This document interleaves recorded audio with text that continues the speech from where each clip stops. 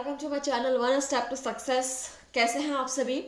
और जहां आप लोगों के लिए एक और नया सेशन हम लेकर आ चुके हैं डीएवी के साइंस टीजीटी पीजीटी के क्वेश्चंस यहाँ पे आपको प्रिपेयर कराए जा रहे हैं। स्टार्ट करते हैं इस सेशन को। और पहला क्वेश्चन आप देख सकते हैं आपके सामने है 202 नंबर क्वेश्चन है आपका। और ये भी आपका यहाँ पर कोड आपके है। तो क्वेश्चन देखिए यहाँ पे क्या है, एक तरफ है आपका ईंधन और दूसरी तरफ है आपका ऊर्जा का मूल्य। तो किस ईंधन का ऊर्जा का मूल्य कितना है यह आपको बताना है। ऑप्शंस है काष्ठ, पेट्रोल, प्राकृतिक गैस, कोयला।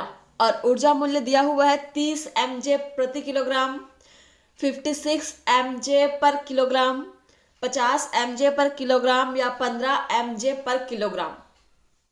ठीक है, अब आपको यहाँ पर मैच करना है किसका ऊर्जा मूल्य क्या होगा।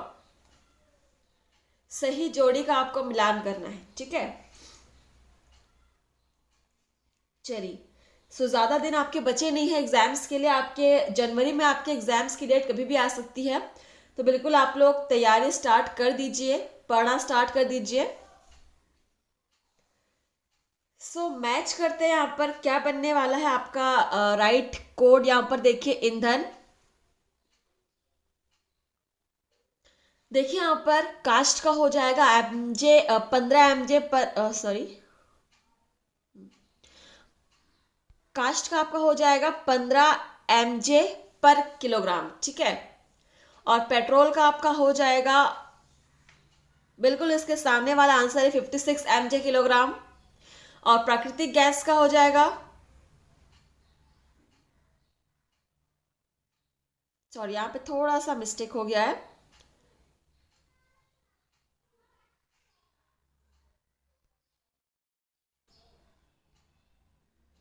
यहाँ पे कास्ट का हो जाएगा 4 नंबर। ठीक है, 15 mJ किलोग्राम।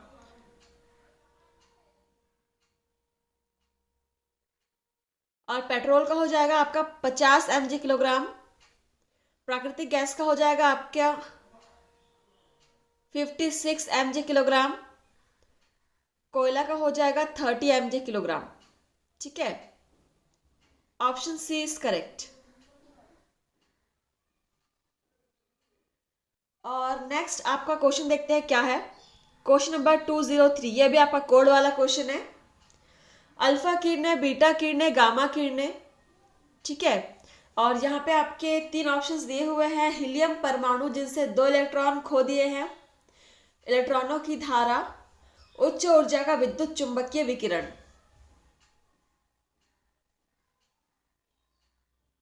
तो यहाँ पे किसके साथ क्या मैच करने वाला है वो आप लोग बताएंगे। ठीक है, ये भी आपके तरीके से सही उचित मिलान करने वाला क्वेश्चन ही है। चलिए,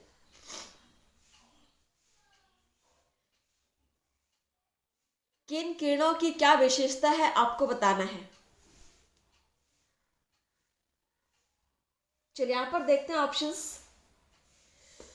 अल्फा किरणों का आपका हो जाएगा हीलियम परमाणु जिनसे 2 इलेक्ट्रॉन खो दिए हैं। ठीक है, पहला का पहला ही हो जाएगा।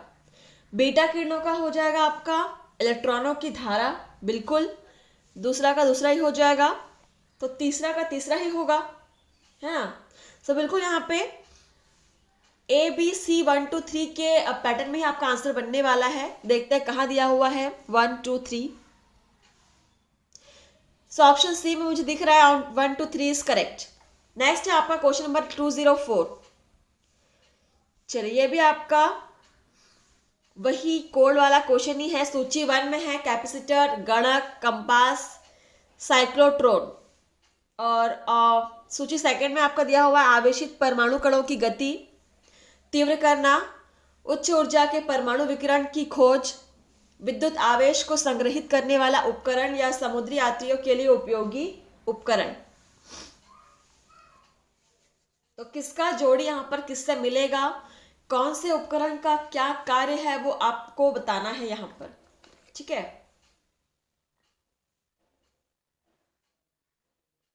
कोड आपको बाद में दिखाया जाएगा, पहले आप आंसर यहां पर खुद से सॉल्व करने की कोशिश कीजिए।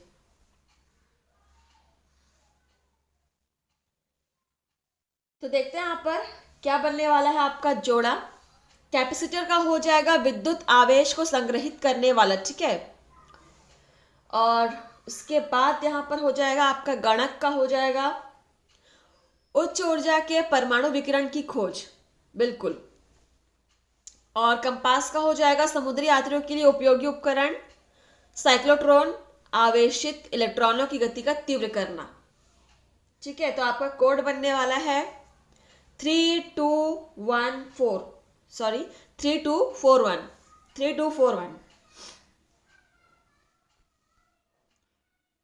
3241 बिल्कुल मुझे दिख रहा है, ऑप्शन फर्स्ट में दिया हुआ है। चलिए नेक्स्ट है आपका क्वेश्चन नंबर 205। फ्रेंड्स आप लोग क्वेश्चन को नोट भी करते चलिएगा।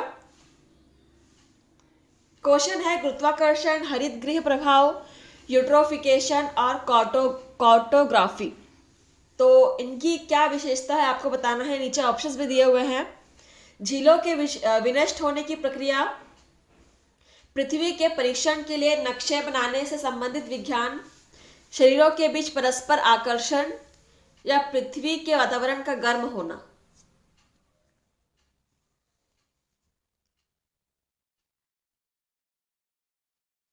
चलिए यहां पर भी आपको उचित मिलान करना है। तो लगातार आपके क्वेश्चंस ऐसे बन रहे हैं उचित मिलान करने वाले। इससे क्या हो रहा है कि आपको एक क्वेश्चन के साथ 3-4 क्वेश्चन आप एक साथ बना रहे हो, ठीक है।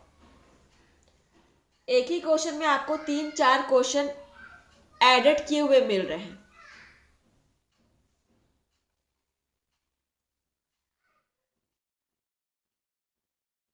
चलिए यहाँ पर देखते हैं क्या हो जाएगा। गुरुत्वाकर्षण का आपका हो जाएगा यहाँ पर शरीरों के बीच परस्पर आकर्षण, ठीक है, पहला का आपका तीसरा हो जाएगा। इसके बाद हरित गृह प्रभाव हो जाएगा आपका, बिल्कुल ये सबको क्लियर है। पृथ्वी के वातावरण का गर्म होना, ठीक है, 3 और 4 हमारा बन रहा है कोड। और यूट्रोफिकेशन सभी को पता है, झीलों की विनष्ट होने की प्रक्रिया।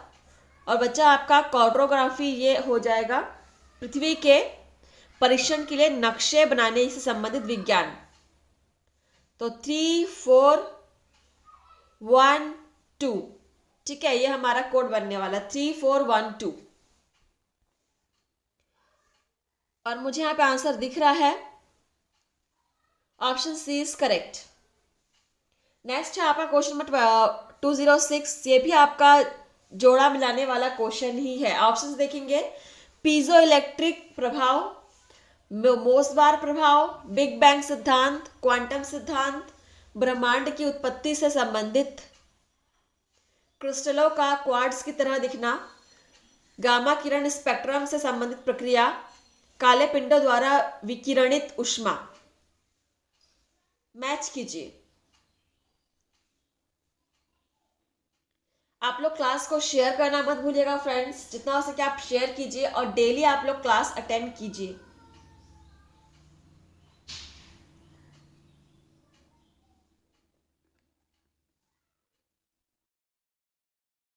चलिए देखते हैं यहाँ पे क्या हो जाएगा इसका आंसर। पीजो इलेक्ट्रिक प्रभाव क्या हो जाएगा इसका, क्रिस्टलों का क्वार्ट्ज की तरह दिखना, ठीक है। यहां पे इसका हो जाएगा पीजोइलेक्ट्रिक प्रभाव क्रिस्टलों का क्वार्ट्ज की तरह दिखना, ऑप्शन 2 फर्स्ट का। और मोसबार प्रभाव आपका हो जाएगा गामा किरण स्पेक्ट्रम से संबंधित प्रक्रिया, ठीक है, ऑप्शन 3। और बिग बैंग सिद्धांत को सभी जानते हैं, ब्रह्मांड की उत्पत्ति। और क्वांटम सिद्धांत, काले पिंड द्वारा विकिरणित ऊष्मा, ठीक है। तो आपका यहां पर कोड क्या बन रहा है, 2314, 2314 आपका कोड बन रहा है। आप लोगों ने इसको स्क्रीनशॉट ले लिया। 2314 बिल्कुल यहाँ पे दिख रहा है मुझे, option number first is correct. Next है आपका क्वेश्चन नंबर 207। देखिए, किसी तंत्र को बंद तंत्र कहा जाता है जब, ऑप्शन है, इससे निश्चित क्रम का अभाव होता है, यह अपने आसपास से पदार्थों का आदान प्रदान करता है, अपने आसपास से पदार्थों का आदान प्रदान नहीं करता है, अपने संगठन में परिवर्तन करता है। तो आप किसी सिस्टम को क्लोज सिस्टम या बंद तंत्र कब कहेंगे? इनमें से कौन कौन से ऑप्शंस इस बंद तंत्र के लिए बिल्कुल सही दिए गए हैं?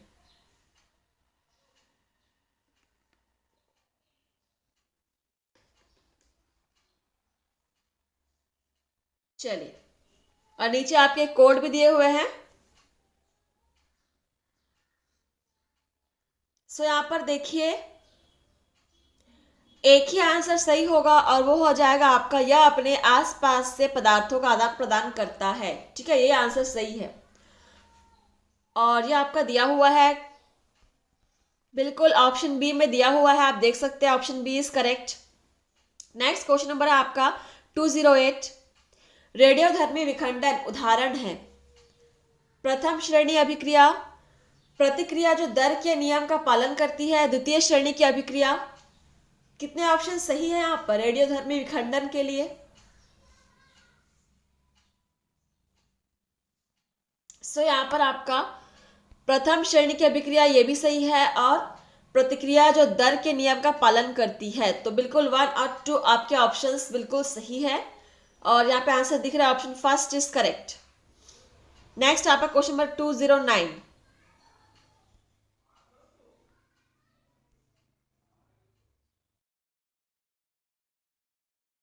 क्वेश्चन नंबर 209, किसी डोर वाले उपकरण या वाद्य यंत्र का तारत्व बढ़ाने के लिए क्या किया जाना चाहिए? ऑप्शन है, डोरी की लंबाई बढ़ा देनी चाहिए, डोरी की चौड़ाई कम कर देनी चाहिए, डोरी हटा देनी चाहिए या डोरी और कस देनी चाहिए। डोरी वाले उपकरण का या वाद्य यंत्र का तारत्व बढ़ाने के लिए आप क्या करोगे?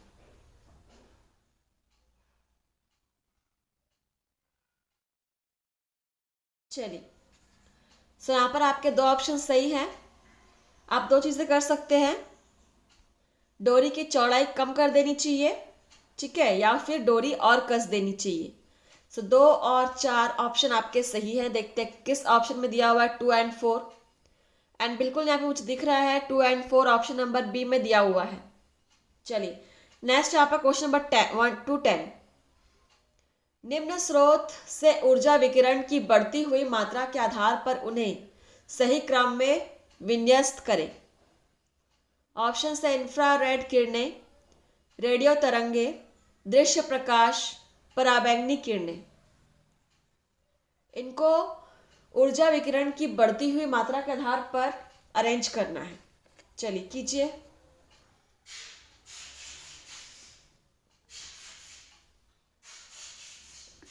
क्वेश्चन नंबर 210, बढ़ती हुई मात्रा के आधार पर उन्हें विन्यास करना है।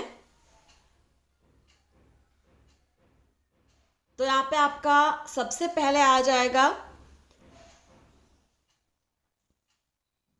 पराबैंगनी किरणें, फिर दृश्य प्रकाश, उसके बाद आपका आ जाएगा इंफ्रारेड किरणें और उसके बाद रेडियो तरंगे, ठीक है, जिसका सबसे अधिक ऊर्जा होता है।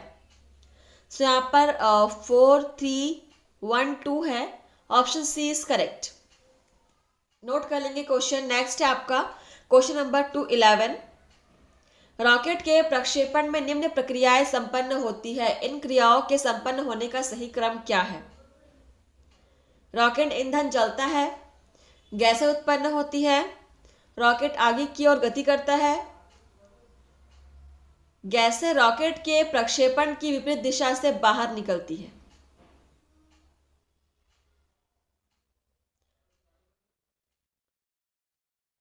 एक रॉकेट के प्रक्षेपण में कौन कौन सी क्रियाएं संपन्न होती है और इनका सही क्रम क्या है आपको बताना है।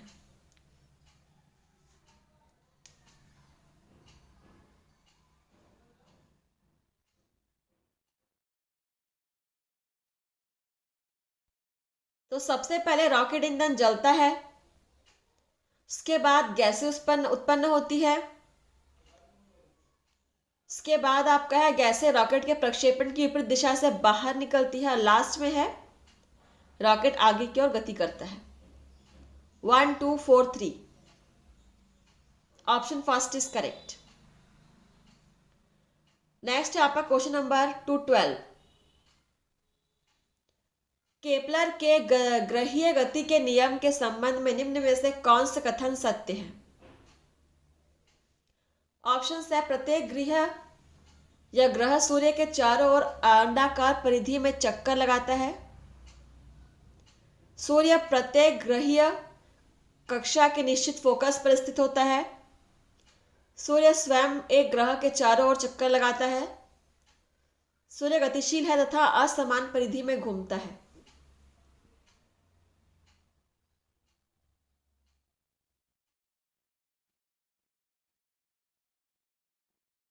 क्या हो जाएगा इसका आंसर?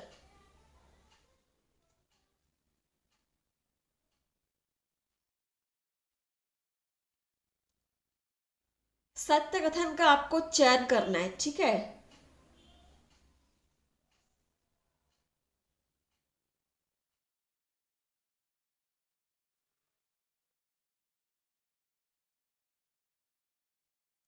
यहाँ पे केवल एक ही कथन सही है, केपलर के ग्रही नियम के अनुसार कि सूर्य स्वयं एक ग्रह के चारों ओर चक्कर लगाता है। ऑप्शन यहाँ पर दूसरा ही सही हो जाएगा, ठीक है। देखते हैं कौन से ऑप्शन में दिया हुआ है। केवल 2।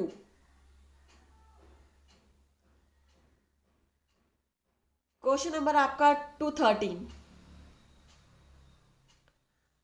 ऊष्मा के संबंध में निम्न में से कौन से कथन सत्य हैं? ऊष्मा ऊर्जा का एक रूप है। ऊष्मा दर्पण से परावर्तित की जा सकती है। ऊष्मा को निर्वात से प्रवाहित नहीं किया जा सकता।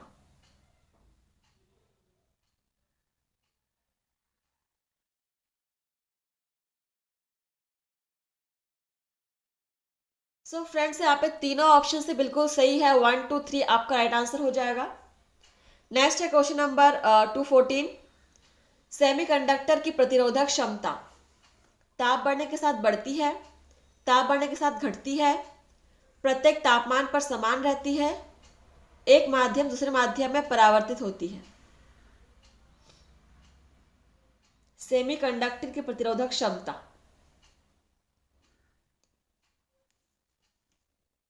ताप बढ़ने के साथ बढ़ती है, ठीक है। ऑप्शन 2 हो जाएगा सही आंसर यहाँ पर। केवल 2 ऑप्शन बी में दिया हुआ है। क्वेश्चन नंबर आपका 215। इंद्रधनुष बनने का कारण है वायुमंडल में सूर्य की किरणों का जल की बूंदों के द्वारा परावर्तन, वायुमंडल में सूर्य की किरणों का धूल के कणों द्वारा परावर्तन, वायुमंडल में विभिन्न स्थानों का तापक्रम भिन्न भिन्न होना। बहुत इजी आंसर है।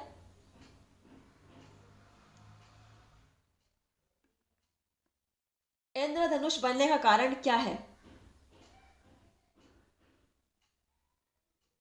वायुमंडल में सूर्य की किरणों का जल के बूंदों के द्वारा परावर्तन, ठीक है।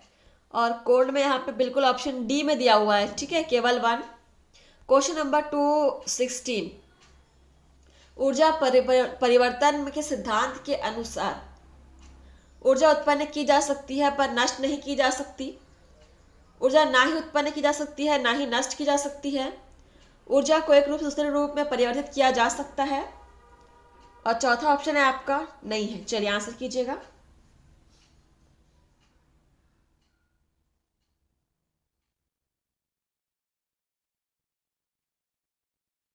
हाँ, यहाँ पर आपका दूसरा और तीसरा ऑप्शन सही है और वो दिया हुआ है आपके, देखते हैं ऑप्शन नंबर सी में दिया हुआ। Option C is correct. Question number आपका 217। निम्नलिखित रंगों को उनके बढ़ते हुए तरंगदैर्घ्य के आधार पर सही क्रम में विन्यस्त करें। नारंगी, नीला, पीला, बैंगनी। बढ़ते तरंगदैर्घ्य के आधार पर जमाना है।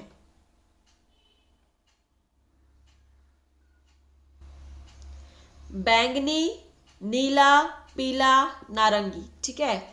बैंगनी, नीला, पीला, नारंगी। 4, 2, 3, 1 option D is correct. Note कर लेंगे। Next question number 218। सूर्य सहित सभी तारों की ऊर्जा का स्रोत है अज्ञात, हाइड्रोजन केंद्रिका का हीलियम नाभिक में संलयन, बड़ी केंद्रिकाओं का छोटी केंद्रिकाओं में विखंडन, वायुमंडल की संचित ऊर्जा। सूर्य सहित सभी तारों की ऊर्जा का स्रोत। हाइड्रोजन केंद्रिका का हीलियम नाभिक में संलयन। ठीक है, ऑप्शन 2 ही यहाँ पे सही होगा। और ये दिया हुआ है केवल 2, option B is correct. Question number आपका ये आपका लास्ट क्वेश्चन था। सेशन यहीं पर समाप्त हुआ फ्रेंड्स, मिलते हैं आपसे नेक्स्ट सेशन में। आज के लिए बस इतना ही, धन्यवाद।